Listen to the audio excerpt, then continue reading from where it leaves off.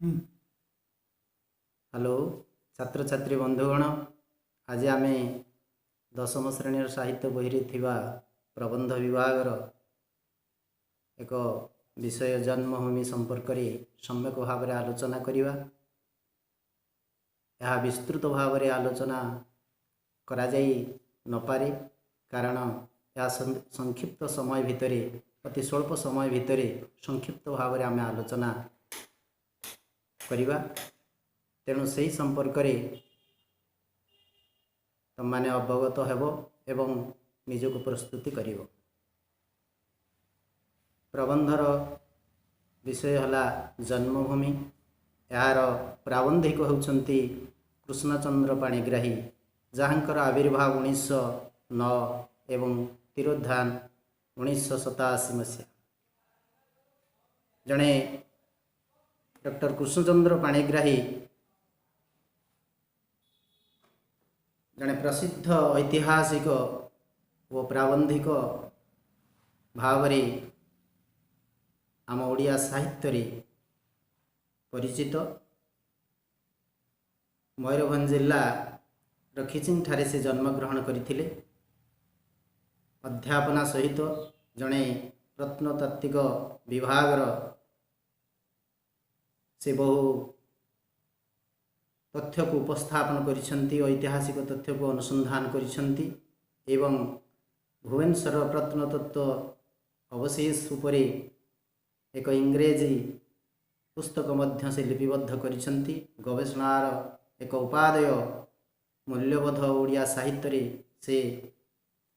उपस्थापन करिसेंती एवं ओडिया भाषा रे मुख्यतः भाव में केतक मौलिक प्रबंध को लिपिबद्ध करी जड़े प्रतिभावान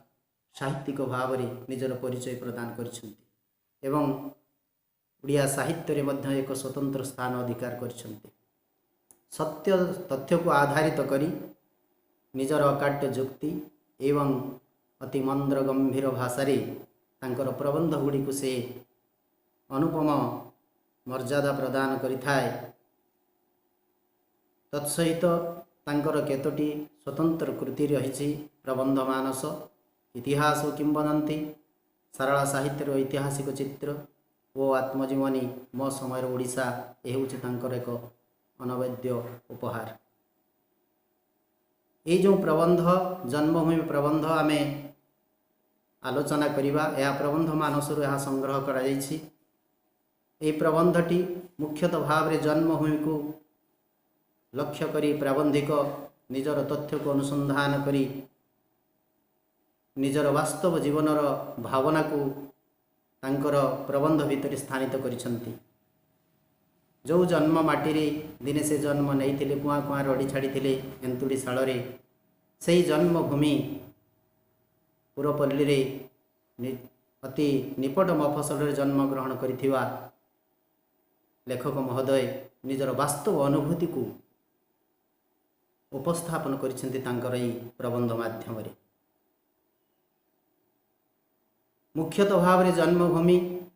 पल्लीरू विश्व को व्याप्त होता है। ग्रामरू राज्य, राज्यरू देश, देशरू विश्व पर्यंत यह व्याप्त होता है एवं से महानुभवतार एक परिधि केवल जो मानक भितर रही था जे पल्लीरू विश्व पर्यंत से भावना निश्चित भाव रे एक विस्तृत व्यापक भावना जो थिरे संबंध रही वसुधैव कुटुंबकम, सारा वसुधा को एक कुटुंब भली भाविबा, यह क्वचित व्यक्ति मानक मन रे रही था। कारण आमे समस्ते एक स्वार्थ केन्द्रिक भावना रे आमे समस्ते व्यापृत। निजर व्यक्तिगत कथा चिंता करिवा, निजर परिवार कथा चिंता करिवा,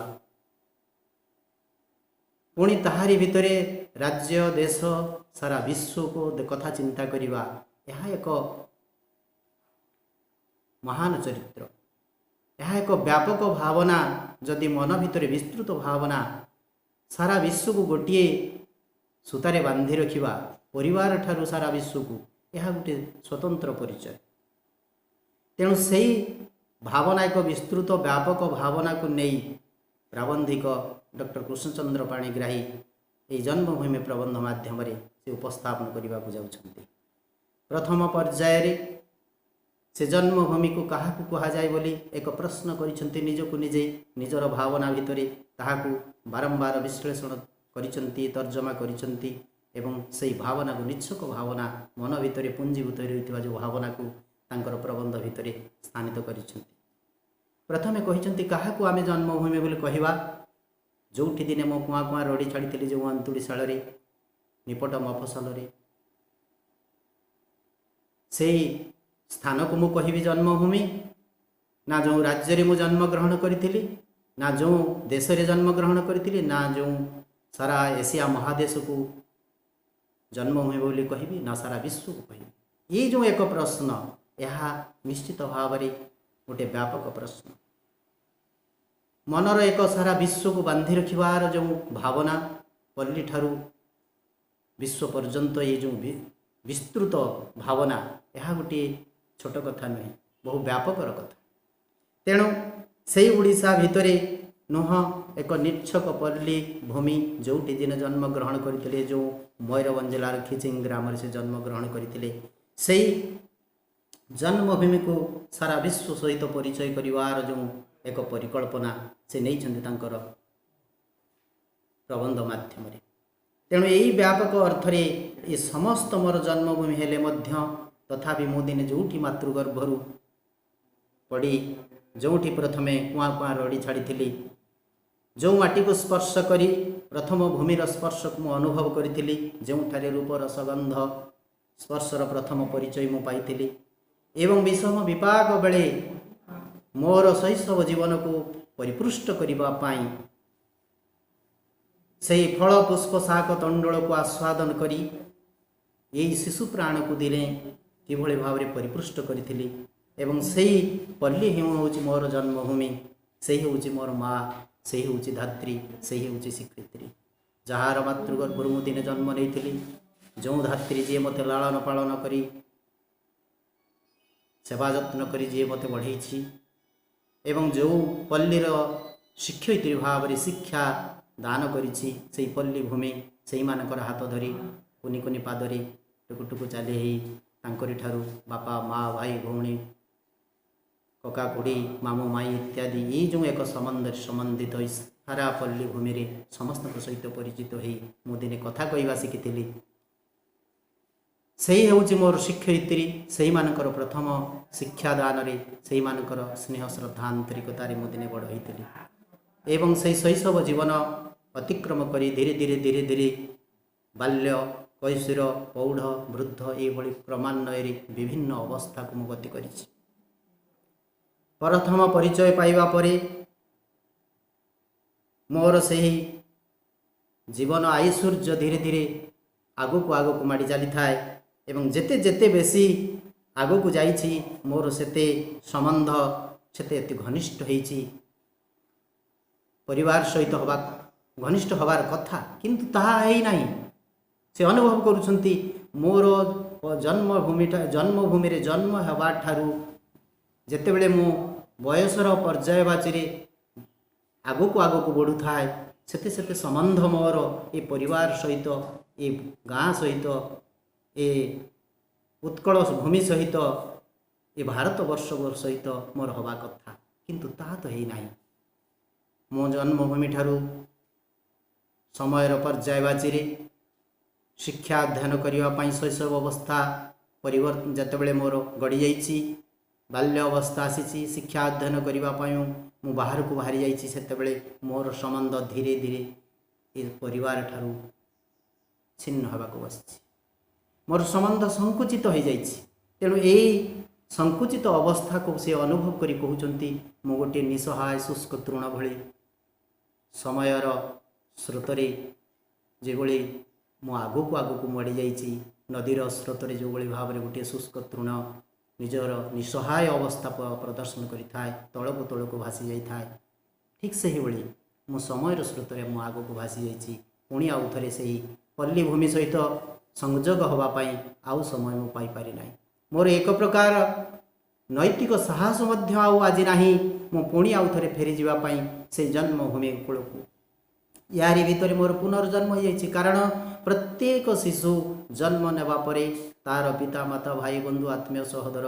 परिवार समस्ते तार चिंता करिथांती शिक्षा अध्ययन किभଳି भाବରେ बड़ हेबो किभଳି भाବରେ से शिक्षा अध्ययन करिवो। अधिकरू अधिक शिक्षा अध्ययन करी निजर जीवन को विकसित करने संगे संगे परिवार जीवन को मध्य परिवार आर्थिक अवस्था सामाजिक अवस्था समस्त किसी परिवर्तन करिवो। यह ही से परिवार परिकल्पना करिथाय। खाली सेतिक नुहे परिवार सहित जो जन्मभूमि से जन्म ग्रहण करथिला से जन्मभूमिर पल्लीर आबाल वृद्ध वनिता समस्ते मध्य से आकांक्षा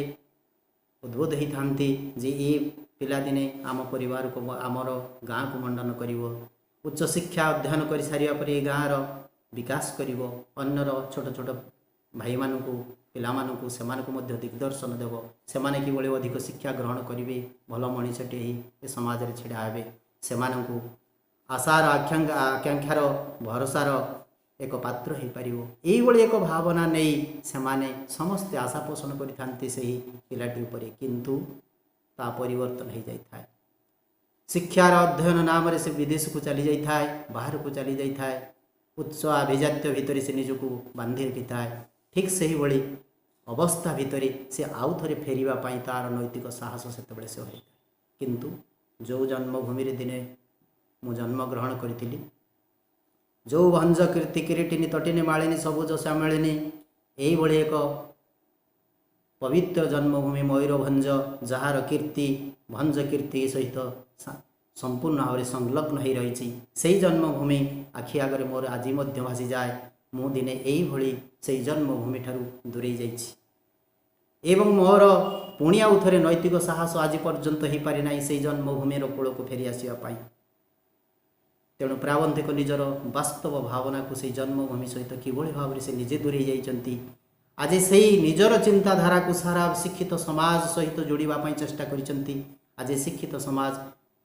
प्रत्येक शिक्षित व्यक्ति माने व्यक्ति विशेष यही समाज ठारू ये परिवार ठारू ये पल्ली भूमि ठारू धीरे धीरे दूरे जाई एक आभिजात्यता प्रतिष्ठा करने सहराभिमुखी हो जाती। यह खाली व्यक्तिगत समस्या नुह यह समग्र शिक्षित समाज ही समस्या। धर्मांतर ग्रहण कलापर जो भली भाव में निजर समस्त मानविकता को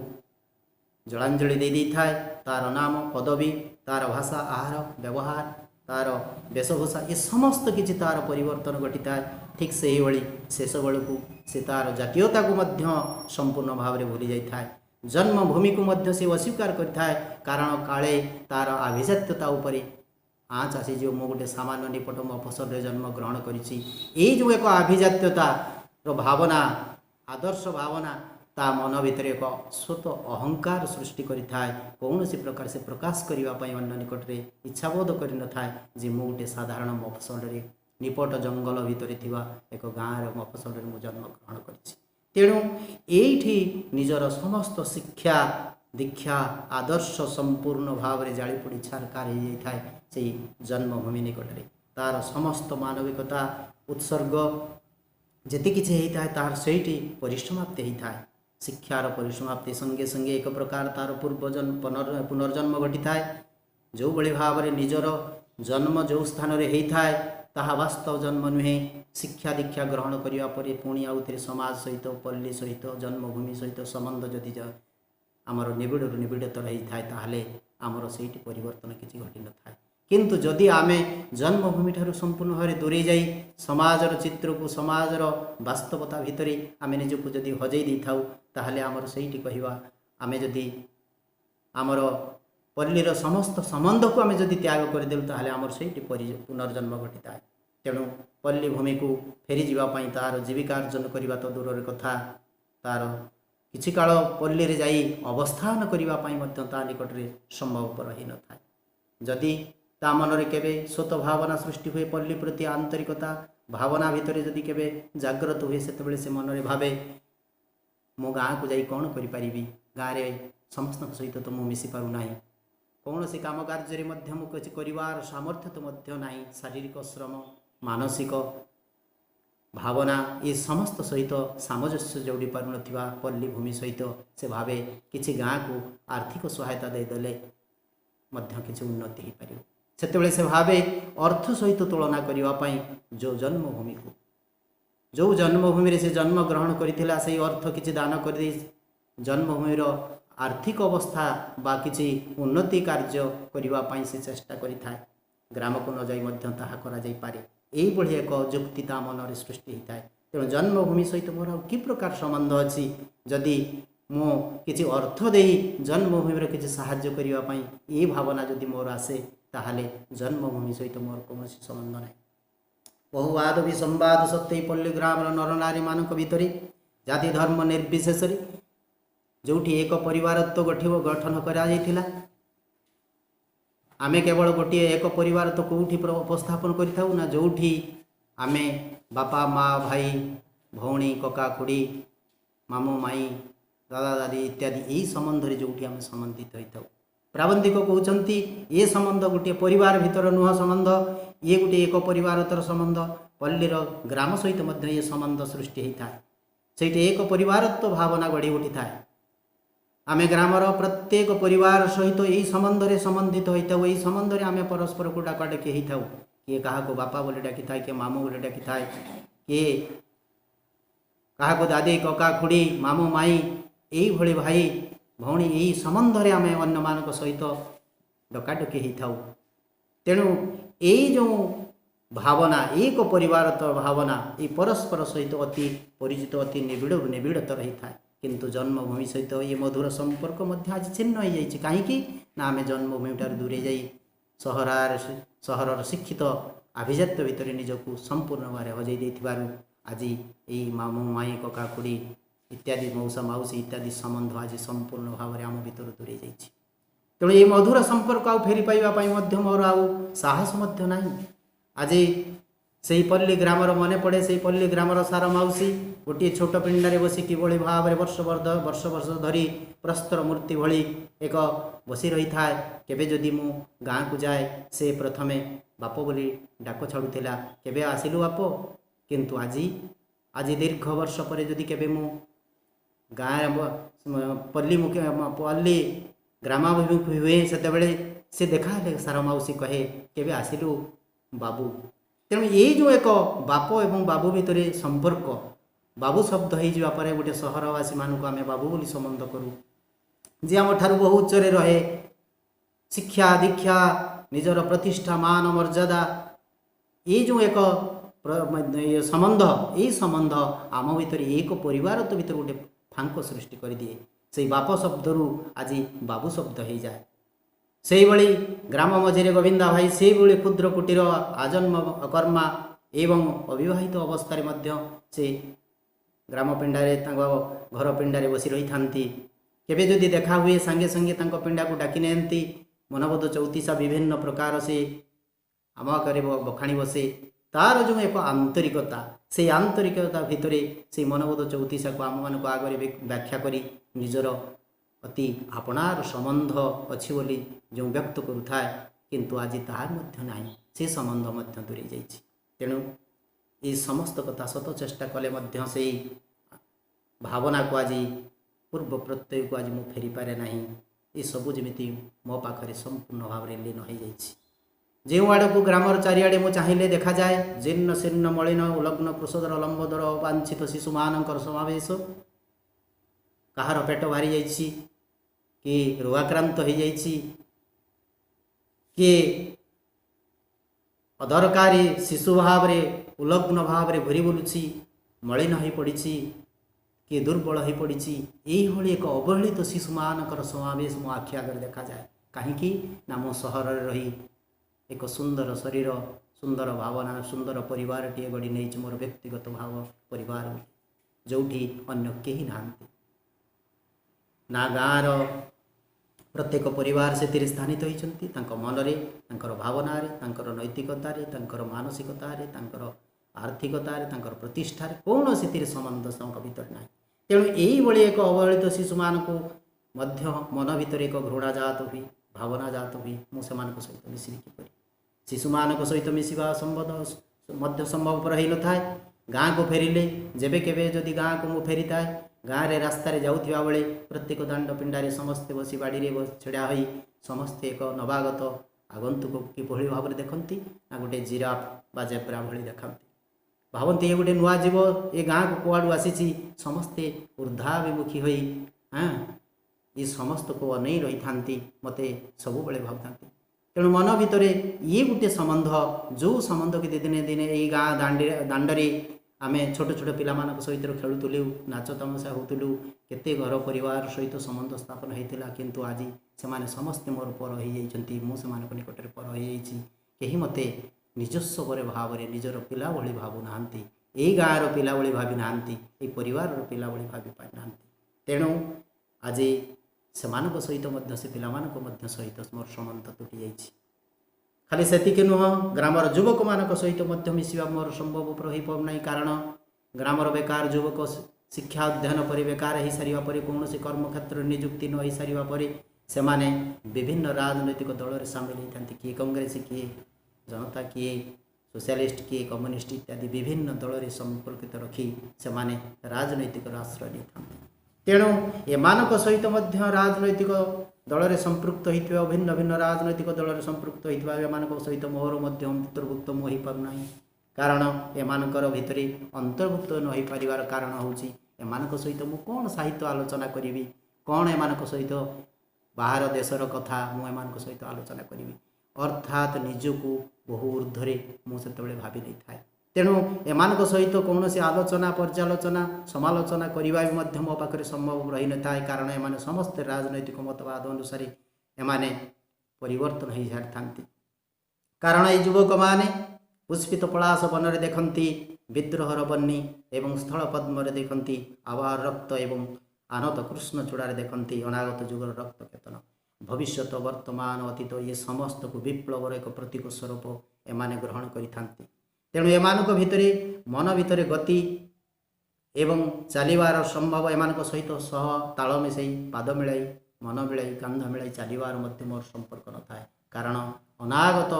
भावना भितर एमाने समस्त एक विप्लवर प्रतीक होई सेमाने देखंती भविष्य को तैयारी करबा पाई तेणु एहीपरि श्रेणी मानक भितर मोर मनर आउ स्थान कौन प्रकार ना ना शिशु मानक सहित मिसी पारली ना वृद्ध वृद्धांग सहित मिसी पारली ना युवक मानक सहित मिसी पारली खाली सेतिक नुह कर्म योजना से सहित मिसवाई संभव हो पारे ना कारण स्वार्थर विवाद शक्ति समस्त कर्म क्लेश को आपणेबार मोर सामर्थ्य न था कारण पल्लीर ग्रामवासी निदाघ निराट झांझीर लंगल मनरे भूमि को कर्षण करी धरणी वक्ष को चिरी से नुआ मेघ को प्रतीक्षा कर रही था केतवे वर्षा टुपाए हम पुणी बेऊषण कार्य आरंभ हम ज्येष्ठ मासर जो स्तूपीकृत मेघ धीरे धीरे धीरे धीरे घनश्याम गिरिराज मस्तक झरी पड़े एवं से समय गर्जन तर्जन करी आषाढ़ पहले आषाढ़ सार तल शाल तरु शिखर झरी पड़े वर्षार हाँ शीतल वर्षार धारा एवं से वन्यजूथ पल्ली भूमि एवं कृषि क्षेत्र ये समस्त कौन हो जाए ना सिक्त ही उठे एवं से सिक्त भूमिर सुगंधरे वन्यजूथर परिमल जन बण जंगल मध्य फुटी उठी से बणमल्ली तार जो सुगंधित ये सारा रजपर्व से समय आरंभ हो जाए ज्येष्ठर शेष एवं आषाढ़र प्रारंभिक अवस्था रजपर्व को पालन करा जाए एवं ग्रामवासी माने दोली खेल समस्ते माति जाती पल्ली भावना भितर निजको हजई दियंती दोली गीत गाई महासमर रजपर्व को पालन करिथांती एवं से समय वास्तवता आसी पड़े क्लांत सिक्त धारात यही श्रमजीवी माने समवेत भाव जत्न धरणी शस्य श्यामला हो उठे एवं ग्रामर समस्त श्रृंखलित कर्म योजना भितर से समस्ते आगे जाती से भितर मोर स्थान हो न था कारण मु जाई गाँ पल्ली भूमि कृषि क्षेत्र से सहित कृषि कार्य कर शारीरिक श्रमदान करिवार मोर नैतिक साहस न था से वर्षार झड़ ग्रीष्म वर्षा झड़र एवं हेमंतर शीतर कर्म योजनार मोर कौन अंशग्रहण करने नैतिक साहस न था ये नैतिकर साहसर